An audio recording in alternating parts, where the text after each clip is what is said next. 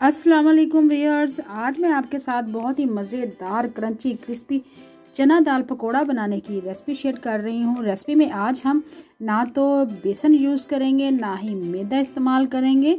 बहुत ही मज़ेदार झटपट बन जाएंगे ये पकोड़े और फ्लेवर में बहुत ही लाजवाब होंगे।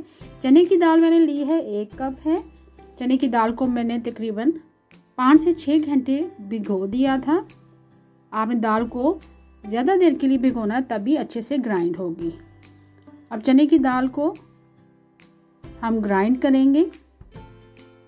बहुत ही मज़ेदार क्रिस्पी क्रंची पकोड़े बनते हैं। बेसन के पकोड़े तो हम नॉर्मल बनाते रहते हैं, लेकिन चने की दाल के पकोड़े यकीन करें फ्लेवर में बहुत ही लाजवाब होते हैं। 1/2 कप पानी ऐड कर दिया है ताकि दाल हमारी अच्छे से ग्राइंड हो जाए।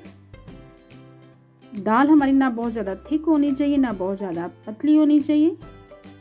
सेम इसी तरह का टेक्सचर होना चाहिए, वरना पकोड़े आसानी से नहीं बन सकेंगे। अब इसमें स्पाइसेस ऐड कर देंगे। 1 टीस्पून भुना कुटा हुआ ज़ीरा ऐड कर देंगे। 1 टीस्पून भुना कुटा हुआ धनिया ऐड कर दिया है। 1 टीस्पून भर के कुटी हुई लाल मिर्च ऐड कर देंगे, यानी चिली फ्लेक्स। 1/2 टीस्पून अजवाइन ऐड करेंगे। 1/4 टीस्पून हल्दी पाउडर ऐड करेंगे और थोड़ा सा येलो वाला फूड कलर ऐड करेंगे और लास्ट में हम नमक ऐड करेंगे 1 टीस्पून भर के। स्पाइसेस आप अपनी मर्जी से कम या ज़्यादा कर सकते हैं। साथ ही हम हरा धनिया ऐड कर देंगे। 2 अदद हरी मिर्चें बारीक कट कर ली थी, वो ऐड कर देंगे।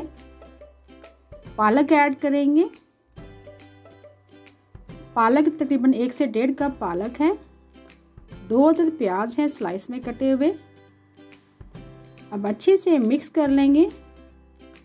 जैसे ही आपने दाल को ग्राइंड करना है, स्पाइसेस ऐड करने के बाद साथ ही आपने पकोड़ों को फ्राई करना शुरू कर देना है, वरना प्याज अपना पानी रिलीज कर देते हैं और पकोड़े आपके आसानी से नहीं बनेंगे।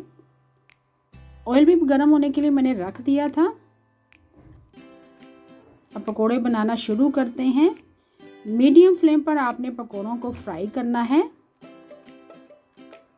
हाई फ्लेम पर आपने पकोड़ों को बिल्कुल नहीं फ्राई करना, वरना पकोड़े आपके अंदर से कच्चे रह जाएंगे। यकीन करें, अगर आप रमज़ान में ये पकोड़े बना लेते हैं तो यकीन करें हर कोई आपकी तारीफ़ करेगा और बहुत ही क्रिस्पी और क्रंची होते हैं। बेसन के तो हम पकोड़े अक्सर बनाते हैं, वो क्रंची होते हैं, लेकिन उसमें अक्सर हम चीज़ें ऐड करते हैं। कभी चावलों का आटा ऐड करते हैं और मुख्तलिफ अशिया, कभी अंडा ऐड करते हैं, लेकिन इसमें हम कोई चीज़ ऐसे ऐड नहीं कर रहे जिससे पकोड़े हमारे क्रंची बने। बस आपने मीडियम फ्लेम पर आपने फ्राई करना है।